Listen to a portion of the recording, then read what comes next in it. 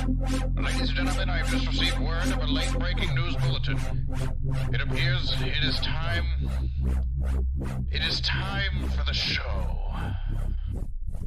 Much like Bruce Wayne is Batman, my boy Sam is the swag man with the best guests, not the best dressed for the secrets. He's the best kept. So everybody gather round. It is time for the show. Gather round, everybody. It is time for the show.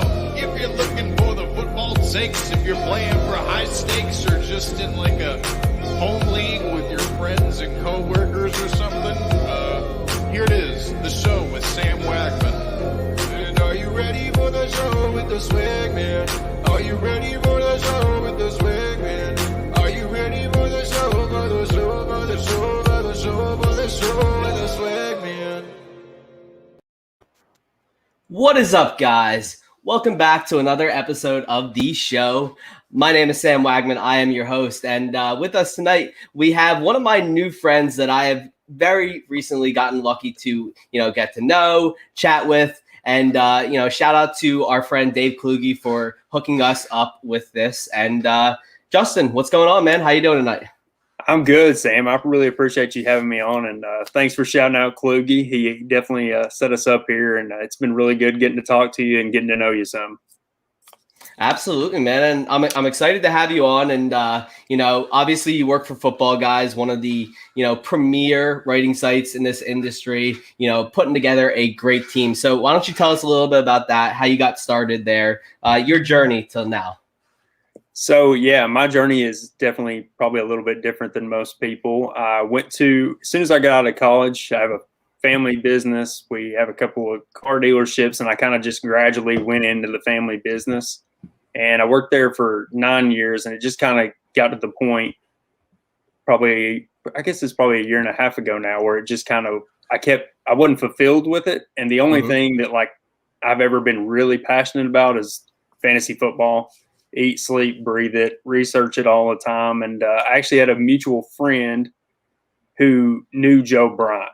And I spoke to him, and he was like, you can approach him, blah, blah, blah, something like that. And so I just, literally one day I just messaged him, and I was like, hey, I'm new. I have no insights, any clue about how to get in the family or the fantasy industry, excuse me. And Joe was kind enough to message me back and was like, hey, he's like, I'll meet with you sometime. Meet me at this restaurant down here, and we'll get a beer and we'll talk about it and see what you think about it. So I went down there, no expectations. We had a good conversation, and then eventually I just kept hounding Joe for about the past year and a half. Just kept asking for any kind of spot at Football Guys that would come open, and eventually he found the spot for me. It was coming in. I was doing a lot of customer service and then a lot of social media marketing, and so that was just a kind of a way to get in the front door. I mean, it's probably, in my opinion, it is the best fantasy website out there. The content, they've been doing it for years, and it's just getting better and better. And I've just been really fortunate. And at this point, I'm just kind of looking to dip my foot in and see where I can find my niche and just kind of get reps and more experience. Yeah, and reps is the best thing. And I've been told by so many people that have reached out to me that I've worked with and have connected with in this industry, and the main thing they tell you is to get as many reps as you can, do as much as you can to get people to know your name. Obviously, the fact that you were able to hook up with Joe, locally is awesome. Not everyone has the chance to do that, though. I mean, what have you learned in your time, writing for Football Guys, that any advice that you would tell someone who's trying to write for a site like that, what to do in that situation? It's just exactly like you said. As far as, you just got to get reps, and it's just like me. I'm lucky that I got into a good spot, and it's just reps and continually getting better. And things I'm learning all the time is the thing I've learned that I didn't really know in the beginning is it's all about, you're building a platform. You're getting people to know you. You're getting people to know your work, know what you do, know who you're doing it with, and it just helps you build and continue to grow. But the thing that I learned is it's just like any business. You really got to put in the work. Absolutely, dude. And, for me, I only started this back in January. I had no idea what I was doing. Obviously I've made some great network connections in my short time here, people that have guided me at almost every step, helped me, figure out, to make my place in this industry. And, I'm very lucky to have recently landed with Ball Blast myself. And I love everyone over there and respect the hell out of them. Michelle, Kate, Okada, they put on a great brand. And the same thing with football, guys. I mean, it's so important to have a good support system around you. And obviously the team that you guys have put together, this spring is incredible. And obviously Kluge is part of that team as well. Shout out Dave. What's up, the man? Devil. And, I love everyone over there. So, huge shout out to Joe and everything he's built there. But, let's jump right into our first topic. And, obviously today is May 28th. Monday is Memorial Day, and it is also June 1st. So after June 1st, as most people know, you can start to make cuts. You can start to make trades that decrease your salary cap.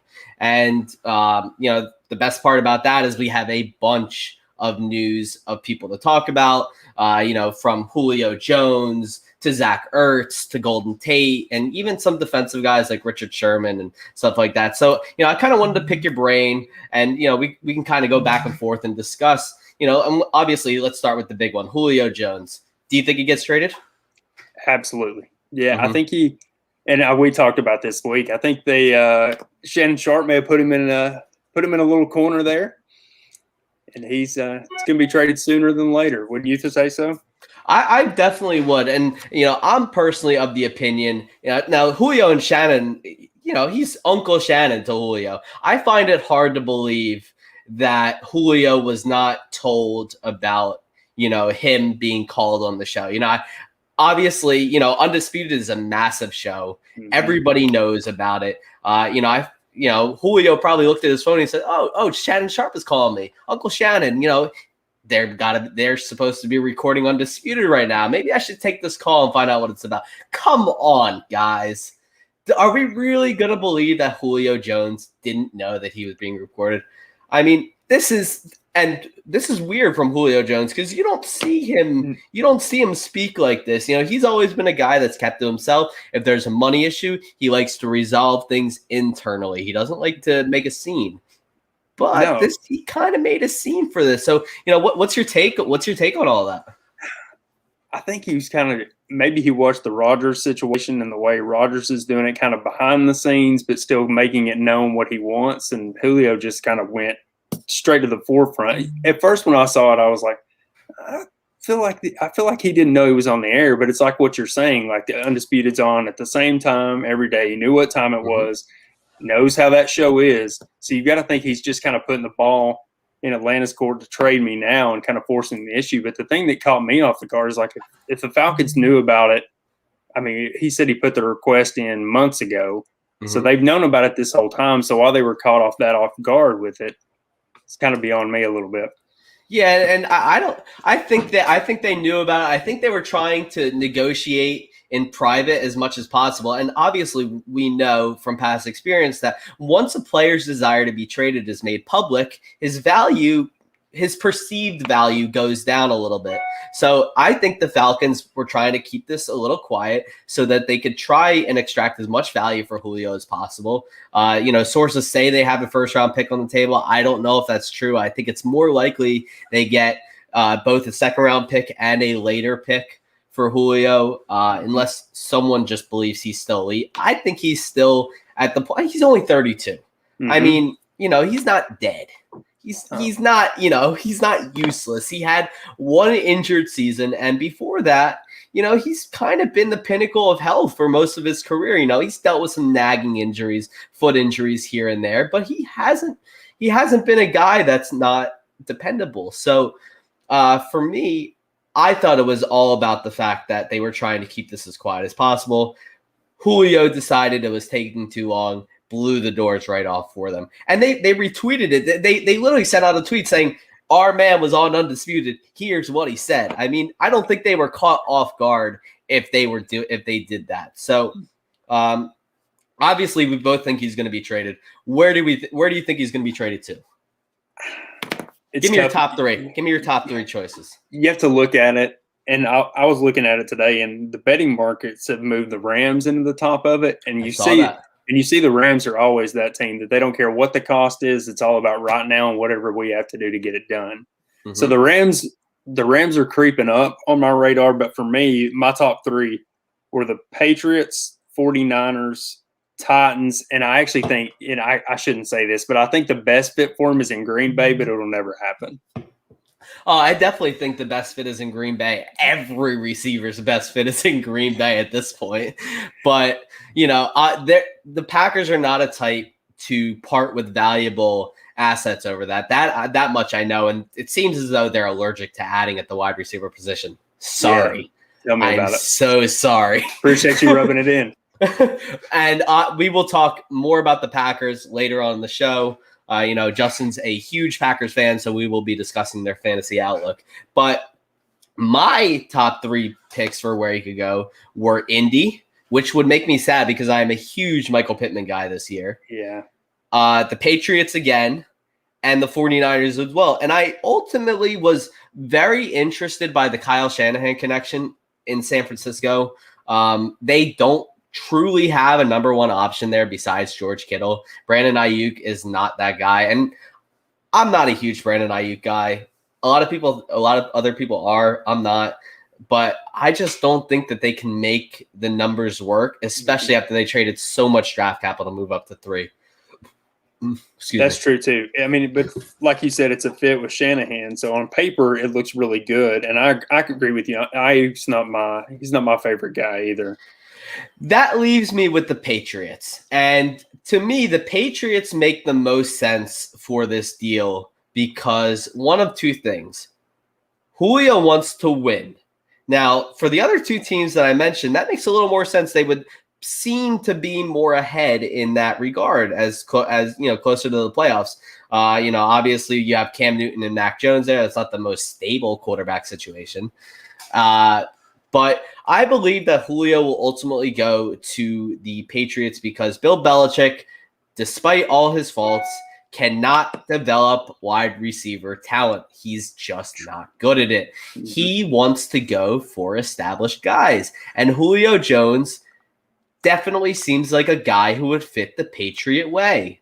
So, it really makes sense in my mind. They have the money, they have the need, and they have the intangibles to make Julio Jones want to go there. So to me, it makes perfect sense.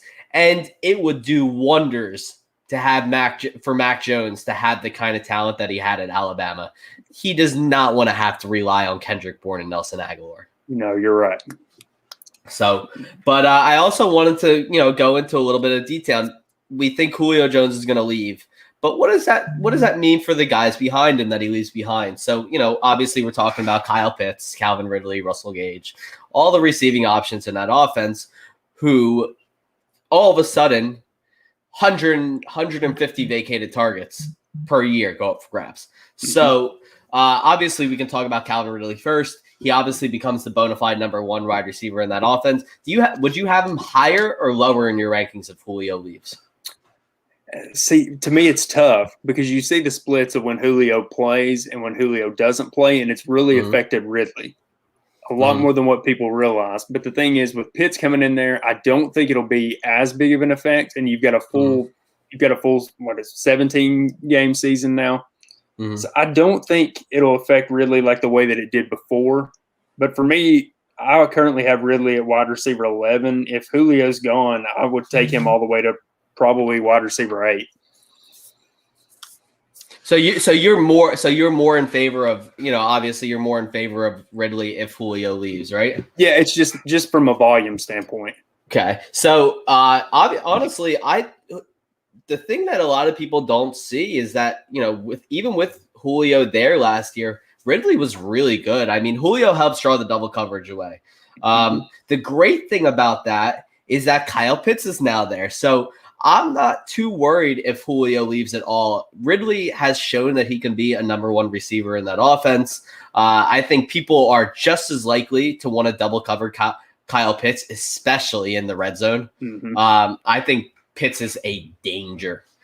But if Julio leaves, I think I have Ridley right at the same place in my rankings, whether he stays or goes. Right now, he's wide receiver 5. He moves to wide receiver 4 in my rankings if Julio leaves, because, obviously you're going to move him up a slight bit. You don't have to move him up that much. But Kyle Pitts is the real winner if he leaves, because right now you have Hayden Hurst that can really do the inline blocking. That was always his specialty. He was drafted in the first round by the Ravens, but he's a big guy. He's always been a very good blocker. And Kyle Pitts didn't do a ton of blocking at Florida and doesn't need to in this offense. So, he can really be a force. It wouldn't shock me if we see Kyle Pitts break Mike Ditka's record in his rookie year, 1,064 yards. Yeah, I think it was. So I would not be shocked at all. Pitts could be a danger. I mean, he could be tight end 2 or tight end 3 in year 1 with Julio going. So you think the same thing? Yeah, I mean, I think he's got double-digit touchdown upside from the day he steps on the field. He's just a matchup nightmare, and you've got to think with the way Arthur Smith was able to get a lot out of Jonnu last year when Jonnu was healthy. You got to think that's going to be way amplified to a higher degree with Pitts. I mean, you can move Pitts. Pitts can basically play wide receiver. He can match up against top cornerbacks, anybody. Yeah, and Pitts, I'm a big Gators fan, so I watched Pitts extensively last year, and he he looked really good, and he can shake off double coverage. He can play against corners with safety help. I mean, he can do just about anything. And I'm waiting for this question that Dark Sage 9117 asked, but I haven't seen it yet. So as soon as he asks it, I'll answer it. But I mean, I'm really intrigued to see what Kyle Pitts can do here. He was drafted at number 4 for a reason. They're going to utilize the heck out of him. So it would not shock me to see him be a stud from the moment that this season starts if Julio's gone. And obviously last we go to Russell Gage, and Russell Gage should see a slight bump. I don't have my rankings on. I do have my rankings on hand. Let me track them up. I just updated them and looking for wide receivers now. I have Russell Gage down at 62, but I also have my edited rankings of Julio goes, and I moved them up right to the edge of wide receiver 4 territory, wide receiver 48. So Russell Gage could be a very nice number 3 option. He performed better when Julio was in the lineup last year. I don't have his exact splits, but he seems to be a guy who thrives when 2 people are on the field to draw coverage away from him. That way he can work the middle of the field as the slot guy. But he's got a lot of talent, and I could definitely see him go to the moon if, he gets a shot to be that guy. So I'm a big fan of Russell Gage, have been for the last couple of years. What about you? I agree. I'm running the same range that you are, 51. I think, and if Julio does go, I really don't think it changes that much for him. A few more targets, but with Pitts there, I still think he's the clear 3, which is probably where he's suited for. Okay.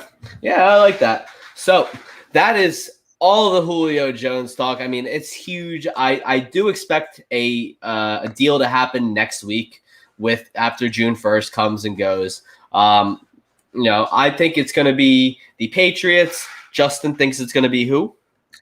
Patriots. Okay. So we are both aligned on that. And Dark Sage's question, I feel the Bears in the draft made a mistake drafting Justin Fields and trading up like they did. This will be a great question for Kluge. Where's Kluge? Yeah.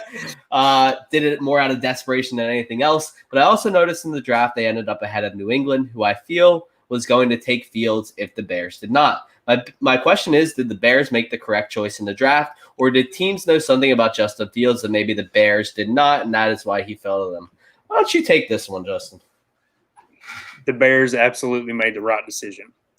The Bears have been plagued by poor quarterback play, what feels like for 15 years, and Kluge can probably answer that better than I can, but they made an aggressive move and basically an attempt to save Ryan Pace's job is what that really was, and change that whole franchise. I think Fields is probably – I mean, you could argue he's probably the second best quarterback in it. I would have took him over Zach Wilson. So I think the Bears made exactly the right move for their franchise and were aggressive and went up and made a play. Yeah, and I also agree with you there. I definitely think they made the correct move. Sure, it was expensive, and sure, actually, what came out after the draft was that the Vikings said that they were going to take Justin Fields at 14 if he was there, which means the Patriots would have had to jump anyways if they wanted him. I feel like they probably knew that. They probably heard the scuttlebutt of that. So I have to think that the Patriots are happy with Mac Jones. There was rumors that Bill Belichick liked him. The fit kind of just felt natural. I mean, he's the guy who was billed as the next Tom Brady in this draft. So, well, obviously not the next Tom Brady, but the Tom Brady clone. Right. So I definitely think the Bears made the right pick. Sure, it was expensive, and sure, it cost them their first-round pick next year. But if you like a quarterback, that's the move you have to make. And I also agree with you that Justin Fields was probably the second best quarterback in this draft. I do think that the reason the 49ers passed on him is because they wanted someone who was very mobile and could do everything with his legs as much as throw the ball. Trey Lance has a cannon for an arm, but he's also the most rushing-friendly quarterback in this draft. And he almost prefers to run it, and that kind of fits the style that Kyle Shanahan likes. So that kind of made a lot more sense, and it made much more sense than Mac Jones did. He also has to follow up here. I also wonder why New England did not try to trade up if they wanted a quarterback. I'm not sure Mac Jones was the correct choice, and I feel like they could have done something to attempt to trade up. My answer to that is that I don't think Bill Belichick likes to trade up. That's generally been the consensus around Belichick, is that he'd rather trade down than trade up. Mm-hmm. But then again, everyone said the same thing about Dave Gettleman, and he did trade down. So, I mean, who knows? What do you think? I really think Mac Jones was the perfect fit for them. I think Bill was kind of just waiting to see who fell to him. I think he would have taken Fields or Mac Jones, but Mac Jones he landed in a perfect spot. Yep, he doesn't have to play right away if Cam, gets this stuff going, and obviously, Mac Jones has to, learn a very structured style of playing, because things are not going to be obviously as easy as they were at Alabama. And I think Bill Belichick is the perfect guy to bring it out of him. Mm-hmm. I definitely wouldn't have wanted to see Mac Jones in Chicago with Matt Nagy and Ryan Pace. I think that would have been a disaster. And I'm just glad the Eagles didn't take Mac Jones personally. So I'm sure you are. Yeah, absolutely. But moving along here, I wanted to dive a little bit into Zach Ertz. He's the next notable guy on the list. So obviously Zach Ertz is still a Philadelphia Eagle. He has not reported to minicamp. He wants a trade. They've been trying to trade him since the season ended. So my idea is that they're going to cut him post June 1st and let him go where he wants. But do you think there's a chance that they manage to pull off a trade before then and recoup some capital? It's going to be tough. I think the value for Ertz, what do you think the value is? Like a 6th or 7th round pick? And before the end of the season, I would have said a 3rd or a 4th. I mean, here was a guy who at the beginning of last season was consensusly ranked the 4th tight end in the league, only behind Kittle, Kelsey, and Waller. There was no mention of TJ Hawkinson and Mark Andrews and Noah Fant ahead of him. He was number 4. So, I mean, I was all for it, and to see his value drop precipitously as it did during the season kind of shocked me. And obviously he was a little pouty the entire season. He played hurt, but I think it was more due to him being pouty than anything. And I think he was salty that the Eagles did not want to pay him $13 million a year. I am so thankful they did not, even though I was banging the drum for him to be paid early in the year. Once I saw how he handled it, I'm kind of glad they didn't. It makes me sad to see Zach Ertz ready to leave Philadelphia. But I think he knew his time was up. So, and he was so good for so many years. And last year it was weird watching him. It was just like he was a step slow. And like you said, he was hurt, but there was no like yards after a catch. As soon as the ball hit him, he was going down. And it just never has been with him. Yeah, that's true. That's true. And it's sad to see, because you can tell how much he loved being in Philly. But it's just like he feels like it's kind of like that same Aaron Rodgers situation. He feels like he's been disrespected. He wants out. He wants a chance to prove it somewhere else. My biggest question for you is, like, what do you think he has left? To be honest with you, I'm not sure. I think he can still be a relevant tight end in the fantasy space. Do I think he's going to be a tight end one? Not really. Do I think he can be a tight end two for fantasy? Top 15 guy? I think he can be. He's got one of the best set of hands in a tight end that I've ever seen. Mm-hmm. I think the red zone. Oh, yeah, and he's so clutch. He makes catches, and he's a very good route runner. So, I mean, those are all things that are underrated in tight ends these days.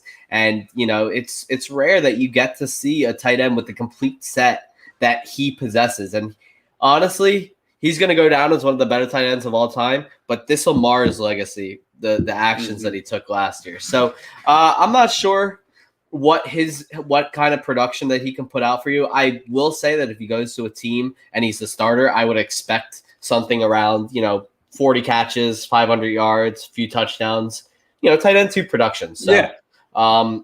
I think he gets cut. I think you treat a hero of the franchise that way. You let him choose his next spot. I agree. So, but if he gets traded, it's probably for a pick swap at this point. I mean, I hate to say it, but that's what it seems like to me. Where do you think's the best spot for him? Indy or Buffalo. I agree. Yeah, Buffalo's the one I want.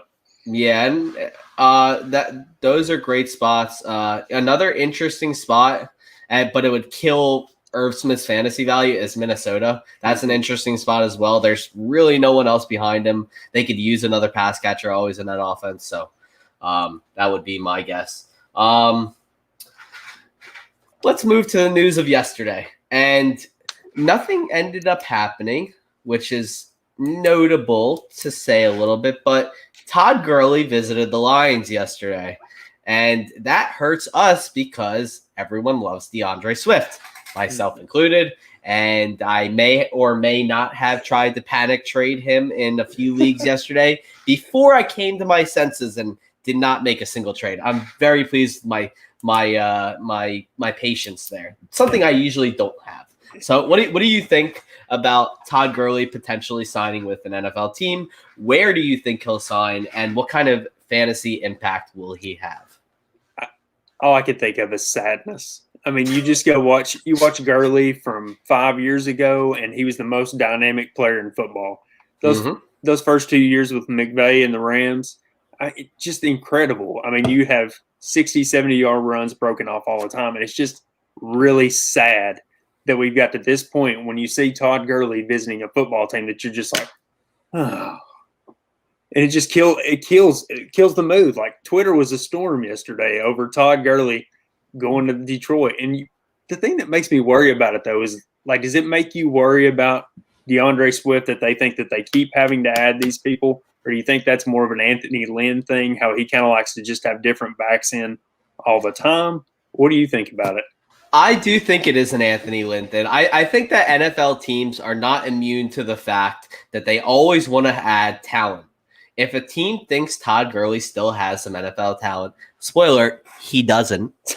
He's dust at this point. I mean, those legs, and you really got to feel for the guy, because 2 years ago, he was in his prime. Oh. Now, a year and a half later, you can't even bribe someone to add this man to their fantasy team anymore. So it really is sad to see. I do also feel great sadness, but I do think this is an Anthony Lynn thing. He does like to have a ton of running backs on his team. And let's not forget, this is also the Detroit Lions franchise. They don't know how to manage running backs. So this is perfectly inside the realm of possibility for them to mismanage who is possibly the best running back in Detroit since Barry Sanders. Yeah. So, I mean, we saw, but the Lions have had just a stream of running backs that they've missed on so badly. Amir Abdullah, Joy Bell, Javid Best. I mean, the list goes on and on. But to see DeAndre Swift get kind of mismanaged like this, and they haven't signed him yet. So, we could be just talking about something that might never happen.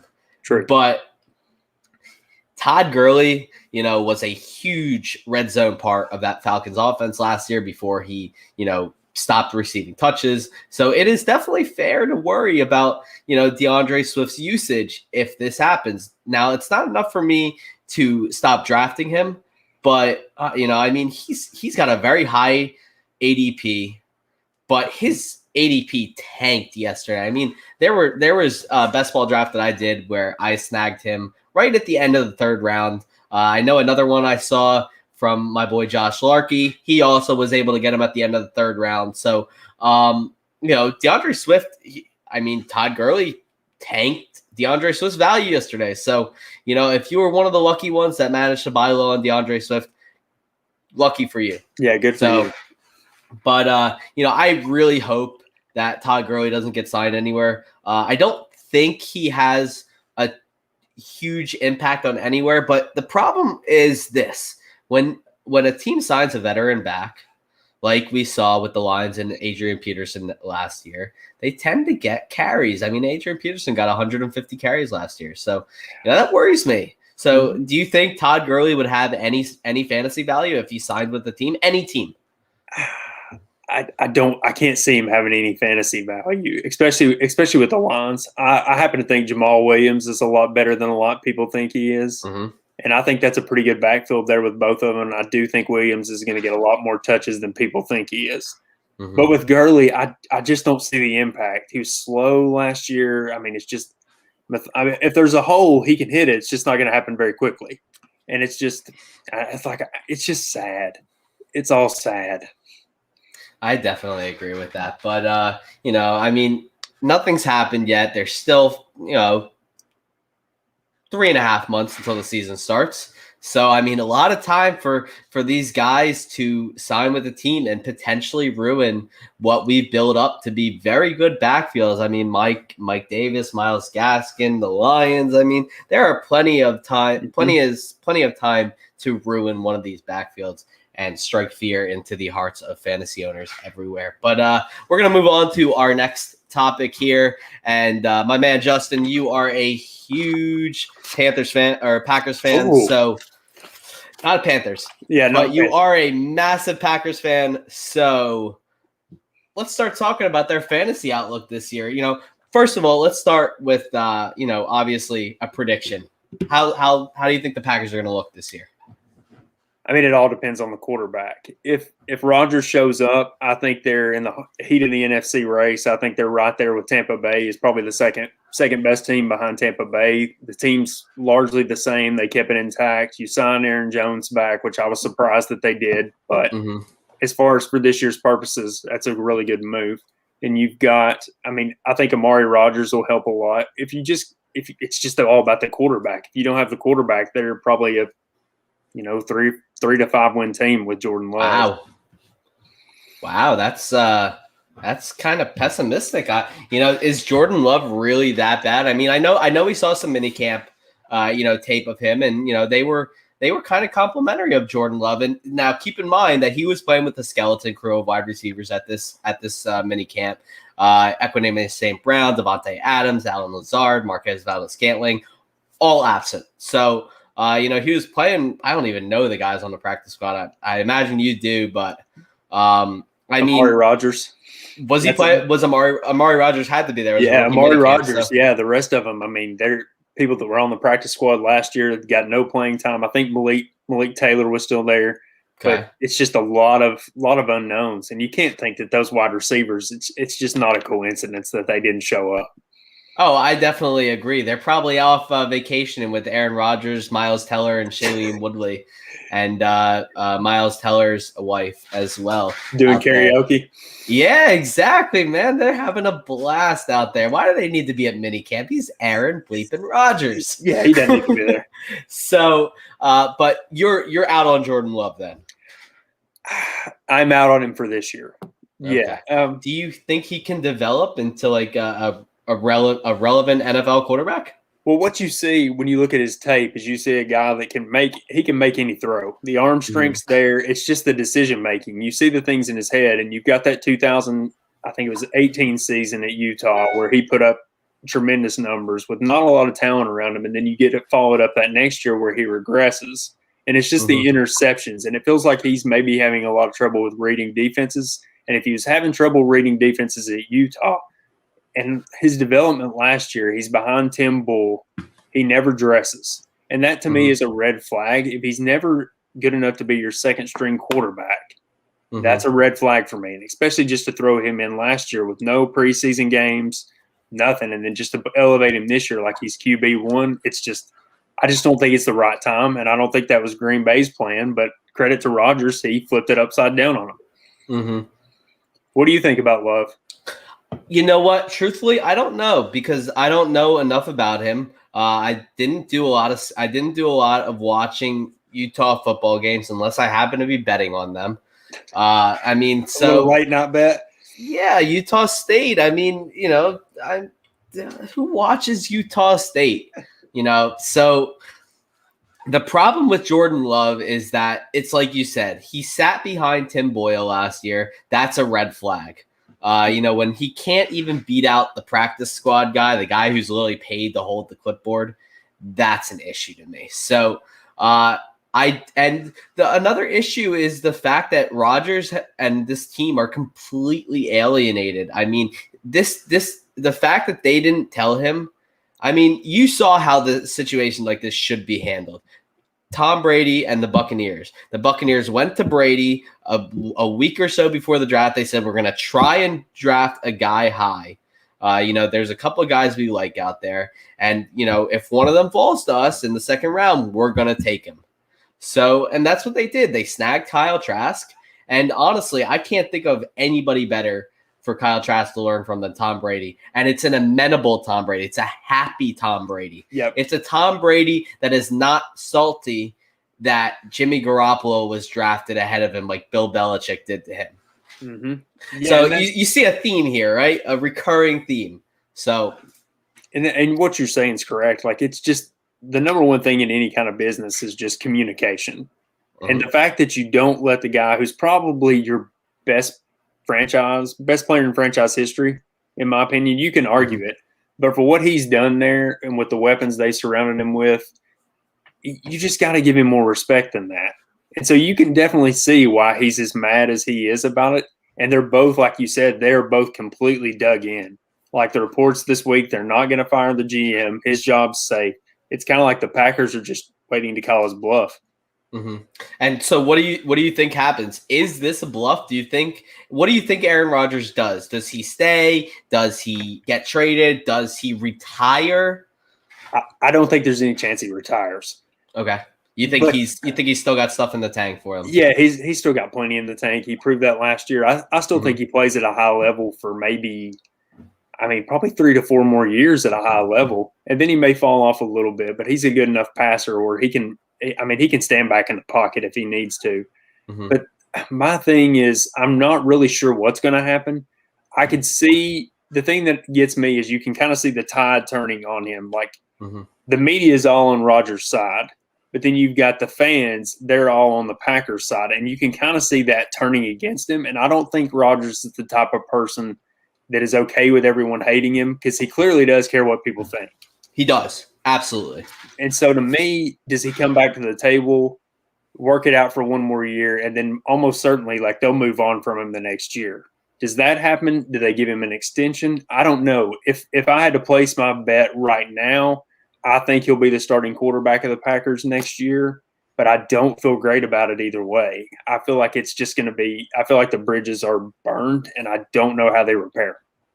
Yeah, the way I see it is the same way I see the Deshaun Watson thing, and obviously the situations are completely different. You have one guy who is on the edge of being blackballed by the NFL completely, and then you have Rodgers, who's much more of an innocent situation. But I just don't see him playing for Green Bay again. I like you said, the bridges are burnt, but if the bridges are burnt now, I can't see them being fixed in time for the season to start to where he would be comfortable playing for this franchise again. I feel like they really have disrespected him at every turn. And I know cornerback was a huge need for them, but they've attacked cornerback in the past few drafts very heavily. It's not his fault that their drafting has been terrible. He just and look, they had the number one offense. So I know there's the people, that side of the table that says, well, they had the number one offense in football. What is he complaining about?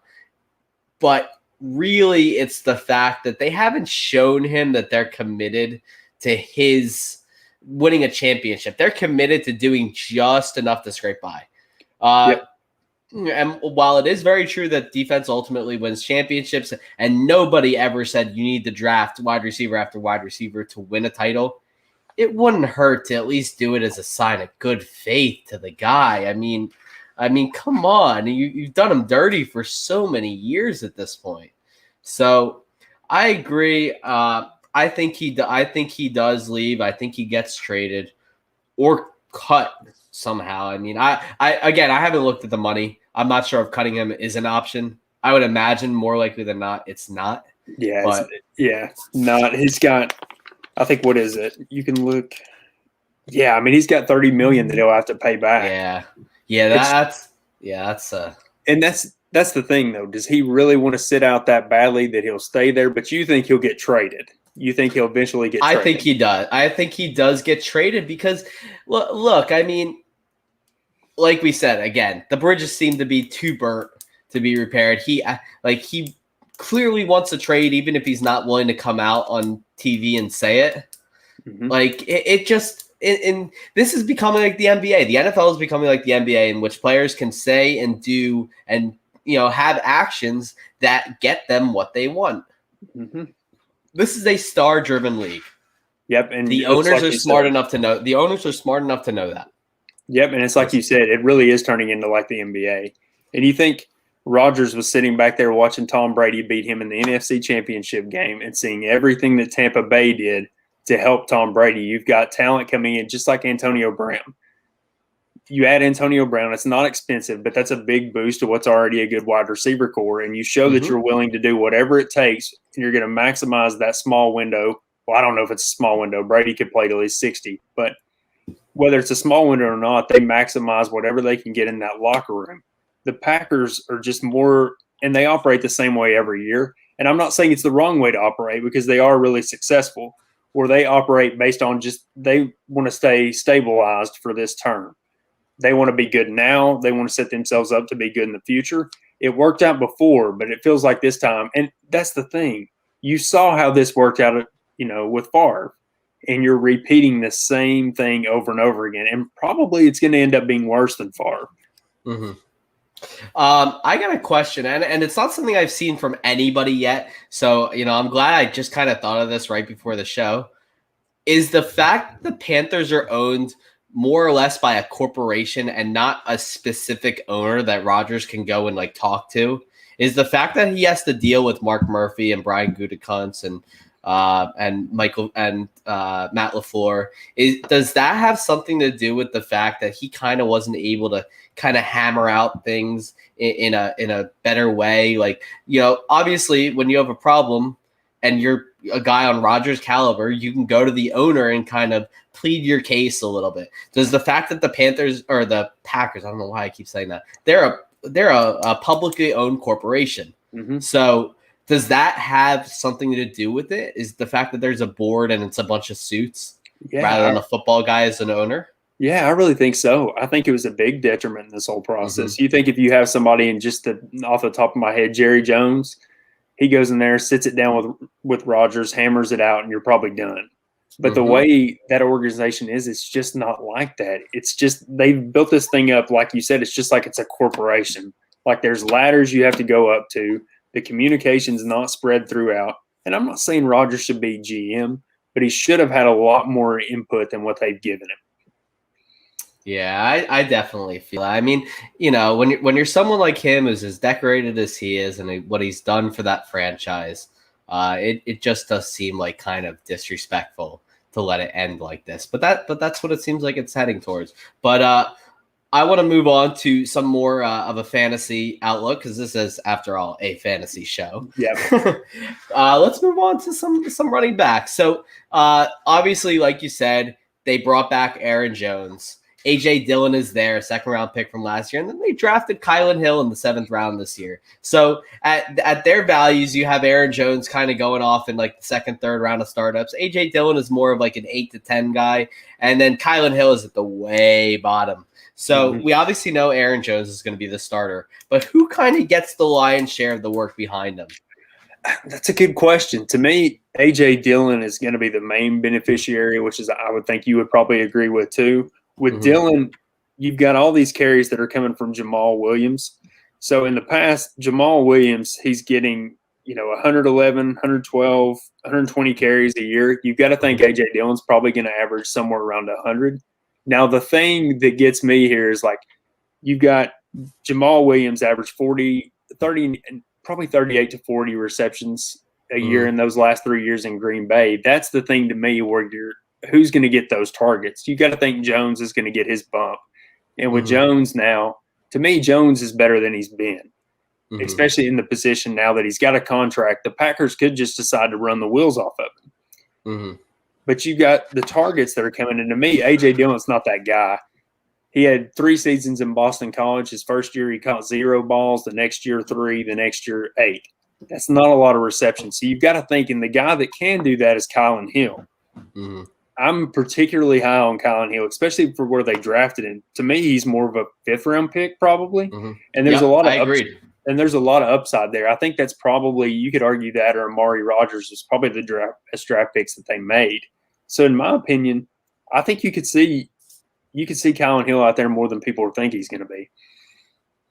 Do we see Amari Rodgers now? I don't know if you paid attention to what they've said about Amari Rodgers. He's he's 5'9", but he's also 210 pounds. He's literally built like a running back. He's not built like a wide receiver. He's going to play slot in the NFL, but he's built like a running back. So is there a chance that we see him lined up out of the backfield for more than what would be construed as like a gadget type, but almost like he's like a secondary running back who can really catch the football well? I mean, is that the kind of role that they could have in store for him? I think that's similar to what the role they could have in store for him. I definitely think you see him kind of in that Tyler Ervin role from last year with the jet sweeps and everything that they also had Tavon Austin in towards the end of the year. I definitely think you see him there. And I think you could see some rushing attempts. But the thing to me is he is a carbon type of Randall Cobb. Okay. And I think he's perfect for that offense. So you've got, when Randall Cobb was there, he was getting 100 catches a year for 4 years in a row. And to me, with Rodgers, he's going to play automatically because I think he is. And, I mean, I appreciate Allen Lazard. He's a great blocker. He's just not dynamic. And with Rodgers, if you get that ball in his hand, you've got a lot of yards after the catch potential. In my opinion, I think he'll play a lot from day one if Rodgers is the quarterback. I definitely thought that Amari Rodgers was one of the most pro-ready guys in this draft. I was a huge fan of watching him play at Clemson. He took a lot of jet sweeps behind the line of scrimmage from Trevor Lawrence. He was a lot of plays out of the backfield where he would run around. There's a nice clip that I have running straight through my head right now of him taking a screen out of the backfield and going straight up the line for a touchdown. I don't remember off the top of my head. I can't remember the other team, but it's one of his it's basically his best clip that he has. Just takes it straight up the sideline for 75 yards and a touchdown. So Amari Rodgers has the Jets. He's quick. He's got very soft hands. He was one of the better wide receivers outside of the top 7 or 8 guys in this draft. So I was very close to putting him inside my top 10. He was right there. I had him ranked ahead of Rondale Moore. So, I very much like, and I told you how much I dislike Rondale Moore pre-show. So, I really like Amari Rodgers, and I think he can be very good. Do you think that he, does anybody affect Davante Adams' type of workload in this offense? Or is, he's what kind of workload do you think that he would have with Jordan Love? What kind of stats is he going to put up there? Well, see, that's the thing that gets me. I had to go back to 2017 when Brett Hundley was starting. And for those 6 weeks, you've got Adams was the number 13 wide receiver. So I think he's still viable. And with Jordan Love, I think he's definitely going to be better than what he was with Brett Hundley just because Matt LaFleur is so good at scheming him into different spots. to get him open. And he's so much of a better wide receiver now too. To me, he's the best route runner in the league. So with LaFleur there, I think that's a big difference than what Mike McCarthy's boring offense that he was doing. Like LaFleur is going to get him in spots that he can win matchups. Okay, I like that. Well, so basically, it boils down to this. You think Rodgers is going to stay, and you're extremely bullish on the team if they go. How far do you think they can go if they do have Rodgers? Can they get to a Super Bowl, or are they kind of destined to kind of lose out in the conference championship again because of their defense? That is the question. To me, I think they're right back there in the NFC Championship game, but can they beat Tampa Bay? If you're asking me right now, no. Tampa Bay's just too good on defense. Do you think they can beat the Rams? I do think they can beat the Rams. They manhandled the Rams in the playoffs last year, and I don't. It's a different Rams team, though. Remember, Matt Stafford instead of Jared Goff. That's true, but Goff wasn't the problem in that game. A lot of people think he was, but he was efficient in that game. The problem was really the defense. Mm-hmm. I mean, they just shredded them. But I think they're right on the par. I think that the Rams, Bucks, and Packers are on a different level than everybody else in the NFC. I think it's kind of a 3-team race. Now, there could be somebody that sneaks up, but that's kind of the ones that I'm primarily focused on. But then again, like we said, it's all about the quarterback. How do you feel about them? I'm on the same kind of route as you. I think that their defense should be a little more improved with them taking Eric Stokes in the first round. Was a big fan of him. Nice lanky guy out of Georgia. Those SEC cornerbacks are always good. So I think it was a smart move for them to take a cornerback. They should have taken a wide receiver. If Rashad Bateman is there, they probably would have taken him. So obviously they just missed out. But they're stuck with who they got, and I think they're definitely an NFC Championship caliber team. I think they're the second or third best team in the NFC. The NFC's kind of weak now. I mean, the Saints are not going to be as big of a contender as people think. It's the Bucks, it's the Packers, and it's the 49ers or the Rams. I don't think it's the Seahawks now. So, I don't either. I think the Seahawks are kind of missed out on their window a little bit. So, look, they have to beat the Bucks. They have to beat Tom Brady. Everyone has to beat Tom Brady. So if they can do that, they're home free. And, then they go up against a bigger challenge in what probably is the Kansas City Chiefs again, because it's always the Chiefs. Yeah, they're always going to be there. But we have some time left over. So, I saw this earlier on Twitter today, and, it was going around, and, shout out to my man, Josh Larkey again, because I'm kind of stealing this from him. We had, Plant Your Flag Day on Twitter today. So obviously what this is, it's a nice little exercise on, a guy at each position that you think is going to do better than the consensus is on them. So we can start with quarterback for you. Quarterback, I'm going to go with Josh Allen. It's not a sexy pick, but I think he will be the number one quarterback when all the years said and done. Buffalo's schedule is nothing to get scared of. And you've got the 37 TDs last year. I think that number could stay around the same or go up. And the rushing TD upside is it's always there with him. And there's no backfield presence. I mean, you've got the Zach Moss truthers and, the Devin Singletary's coming in this year. He looks a lot better, but my boy Motor. Yeah, exactly. So to me, it's Josh Allen. Josh Allen he's my number one or number two guy, and I'll plant my flag on him as number one. Okay. For me, I'm a big Kyler Murray guy, and I've kind of been pretty vocal on Twitter about that the last couple of weeks. I think that adding Rondale Moore, and I was not a big Rondale Moore fan pre-draft. I'm still not a huge fan post-draft, but I love the landing spot for him. Justin, you said pre-show that you think Larry Fitzgerald is going to stay in the NFL for another year, proving that once again he is still the ageless wonder. And I actually have a question here from my man Jay. Where do you have Diggs with Allen as your QB1? I've got him right now at wide receiver 2. Okay, so obviously behind Devontae Adams, right? No, I don't. No, I don't. Okay. The way I did my wide receiver rankings is if I were drafting right now. Okay. And so I have Adams at 4. Okay. I have Diggs at number 2, and Diggs is going to have the same year that he had last year, if not better, in my opinion. There's still – Emmanuel Sanders doesn't scare me. I think Gabriel Davis is better than people give him credit for. Yes. He's good. He actually is good, but at the same time, like, the targets are going to be there. Diggs is just so good. Yes, and you have a definite fan in me there with that one. Gabriel Davis is one of my biggest plant my flag guys. He's not the guy I chose for this one because we were trending more towards the top guys here. But Gabriel Davis, and I spoke about this on Jay's show last night. Gabriel Davis, man, he can be the wide receiver 2 in that offense. I want the wide receiver 2 in a Josh Allen offense at the spot he's going at, which is in wide receiver 54 right now. So I want that.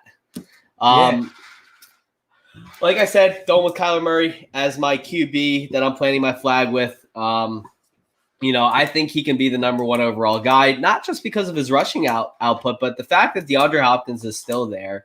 Dan Arnold comes over as the tight end there. He's a guy that can play a bigger role than people think. Larry Fitzgerald is still there. Christian Kirk is still there. God bless his soul. Rondale Moore is there. I just think Kyler Murray is, completely trending upward. He's going to set the stat world on fire this year. Mm-hmm. So we can move on to running back. Let's start with you. For me, my plant your flag guy is Jonathan Taylor. He's going in the 2nd round. I would take him all the way up at maybe pick 6. To me, the upside is just there. You see what he did in the last 5 weeks of the season. He was over 100 yards 3 out of those games. You got an 1,000-yard rusher, and he was splitting carries with 2 different guys. For me, you've got the upside of probably 16 or 17 TDs in that offense, and you've got to think with Carson Wentz, as bad as Carson Wentz was last year, he's going to be an upgrade over Phillip Rivers because he can at least throw the ball down the field. Mm-hmm. So for me, Jonathan Taylor's my guy. I think the receptions are going to come there too. It's just the only thing stopping Jonathan Taylor is Frank Reich. Does he bring in the committees again? Who knows? But you think with those last games, and especially the playoff game, you see how good Jonathan Taylor really is, and they'll feed him the ball. That is crazy to me. I will allow you to take a guess at where I have Jonathan Taylor ranked in my rankings. 12. He is RB9 for me this year. I'm not that crazy. Relax. Okay. But here's the concern that I have with Jonathan Taylor. Everything you said is valid. Here's the problem, though. Look at the schedule that he played going down the stretch last year.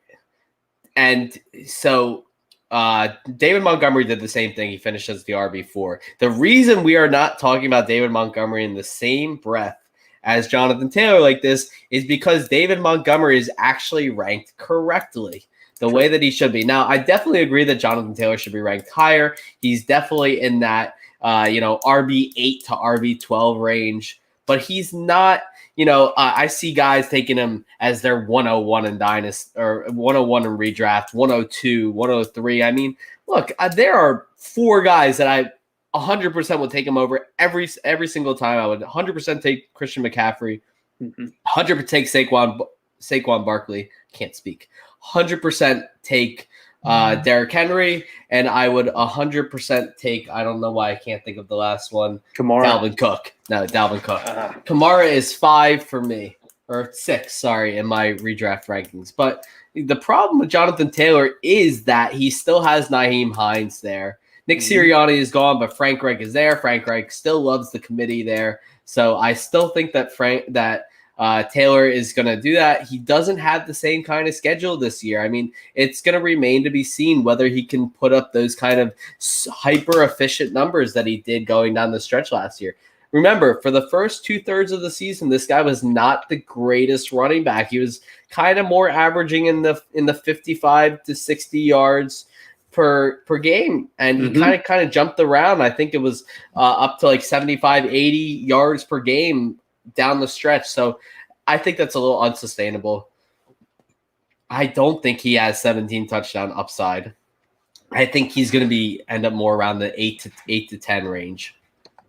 Just because Still of the committee base, and or he's still going to be he's still going to be an RB1, but this offense is going to throw more under Carson Wentz. Carson is very familiar with Frank Reich. You're going to see more throwing implemented in this offense because they don't have Phillip Rivers anymore. They got a guy who can actually throw the football now. So that's my thoughts on Jonathan Taylor. I want you to give your thoughts on my guy though, Antonio Gibson.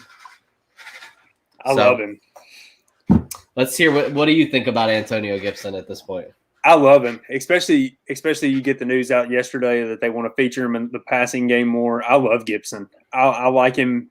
If you can get him where he's being drafted right now, he is a steal to me. I think he's going to creep in the top 10. He may be. I could see him as high as 8.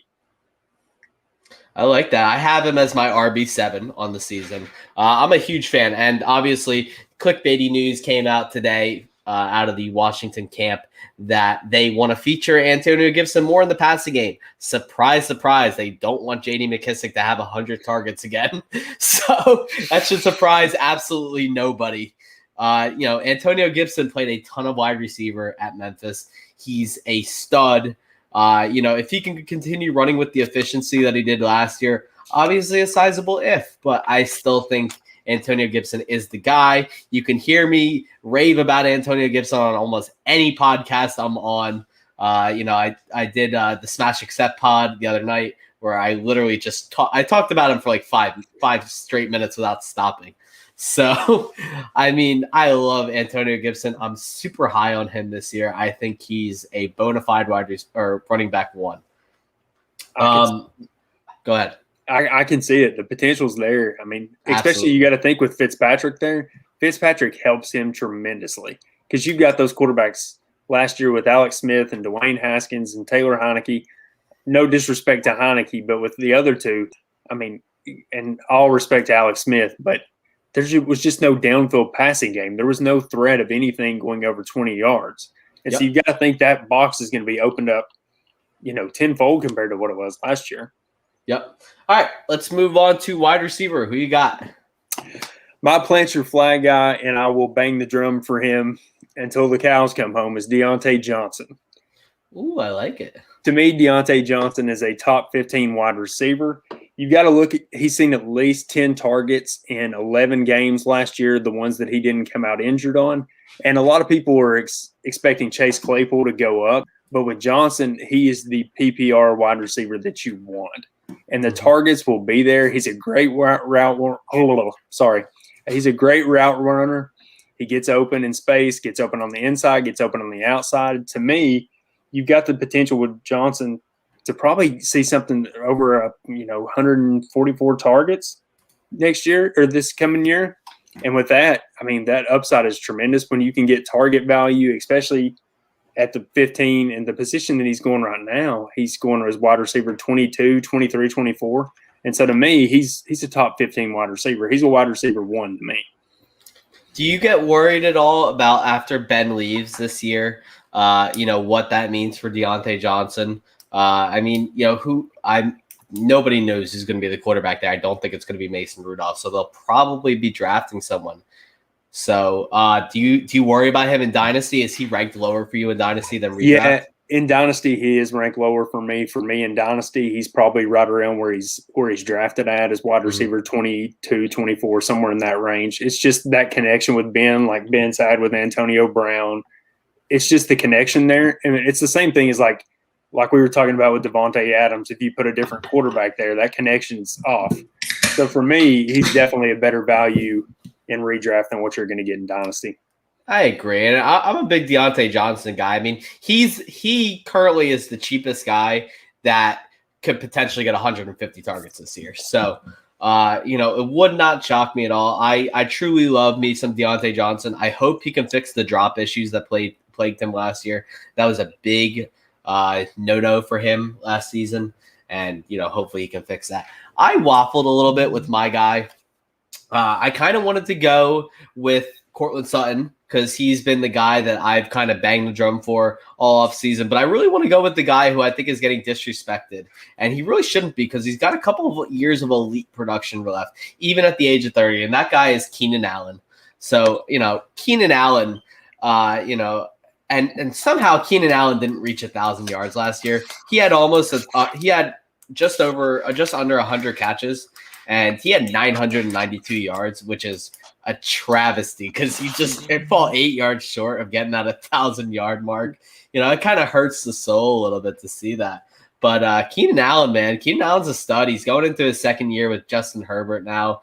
You know, they didn't upgrade at wide receiver at all. It's still him, Mike Williams, and the revolving door at the third option there.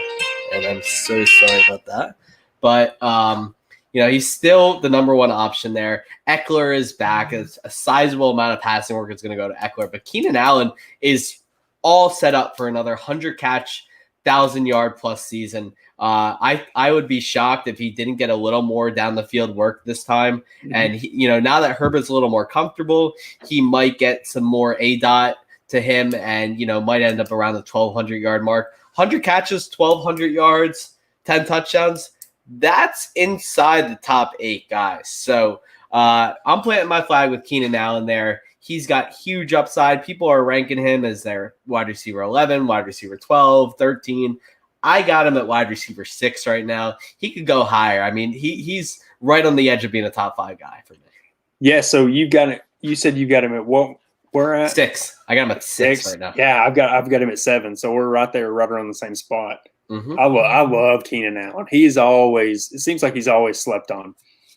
Absolutely, man. I mean, and it's so weird. I mean, you know, in startup drafts, I'm snagging Keenan Allen all day because he's become a value at that point. You know, you're getting him at the end of the 4th, early 5th. I mean, would I rather have Keenan Allen or Kenny Golladay? Keenan Allen all day long for me.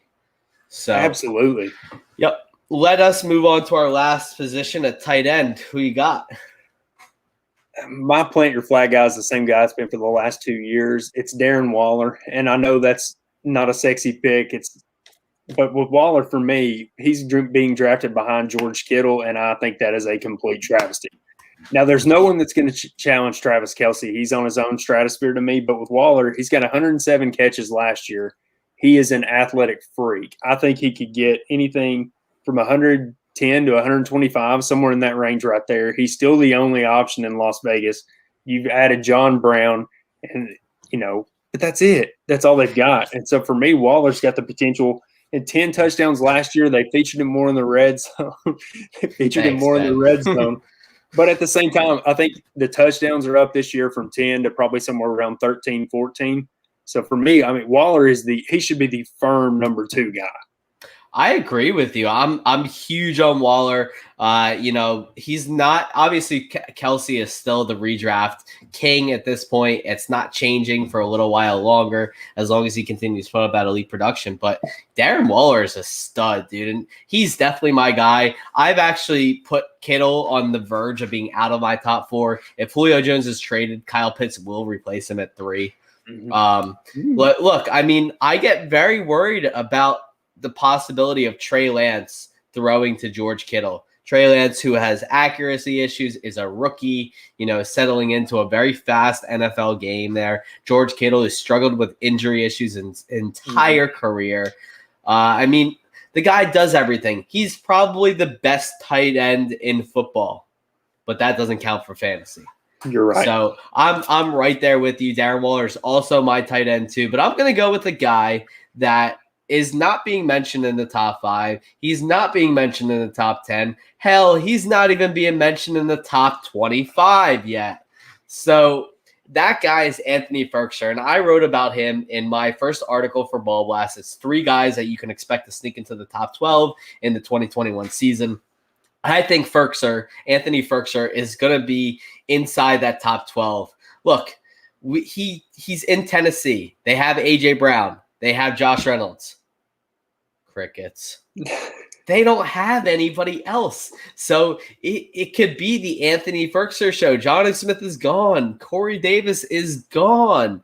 So it could really be the Anthony Firkser show in Tennessee. I mean, the guy played out of the slot. He had a 71.3% slot snap share percentage when he lined up there. I mean, they like him. He's not an athletic freak. He's not a big tight end. He's not going to wow you, but he's a guy with a very safe floor. And if you get the ball in his hands, he can work the middle of the field. And they do like him. They played him a little bit with Jonnu in the lineup. This is a team that plays 2 tight end sets, and they have a tight end blocker. And this is the 3rd show in a row that I said I would get this player's name for, because I just don't know who their tight end is. I'm gonna find it right now for you because I think it's embarrassing that I don't know it yet. So for what team? Tennessee, their inline tight end, and that is Jeff Swaim. Sorry, Jeff Swaim can play the inline blocking role for the Titans all day, and he can do whatever they need to and allow Firkser to play in the slot and line up as a receiver for this team that is starving for receiving help. So what do you think? What do you think his upside is? Do you kind of think it's like a Robert Tonyan season from a year ago?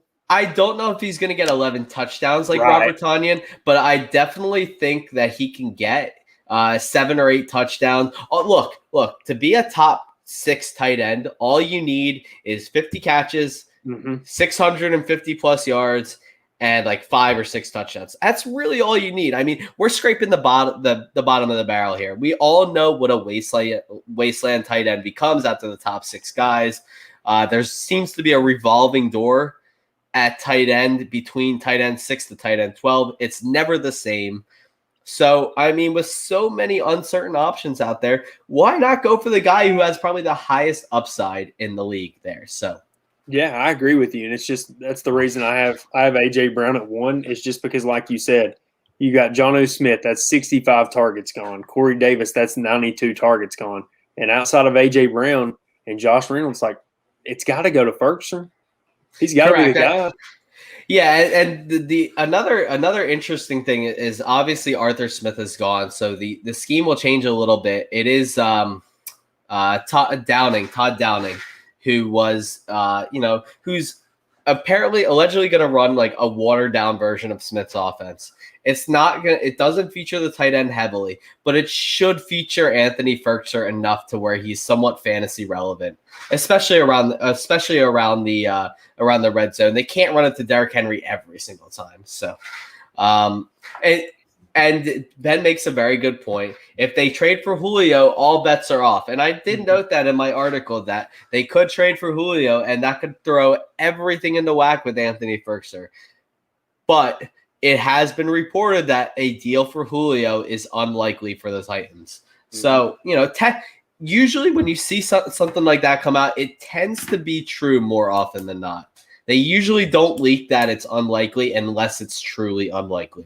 So as much as I would like to see it for fantasy value, can you imagine A.J. Brown and Julio Jones in that offense? Man, it's such a good spot.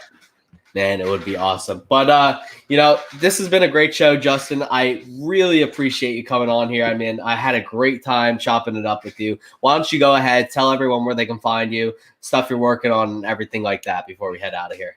Yeah, and I just want to say thank you to Sam for having me on. I had a blast. It's been fun getting to know you, and it's been really good tonight getting to chop it up with you and talk about all our outlandish takes that we have. But you can find me on Twitter at JustinHillFF. You can continue to find us at FBG News at Football Guys.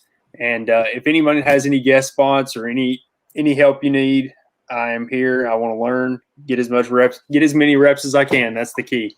Dude, and you better believe that I'm going to be going around, telling all my friends to get you on their show because I had a blast tonight. I love that you came on here. You're killing it. Justin's only been doing this a short time, guesting and everything. So I thought he did great. You guys can find me on Twitter at swagman95. You can find me at TheShowFF for the show Twitter. All my articles and future content over at Ball Blast FB. And thank you guys. Have a good night. Yeah, thank y'all.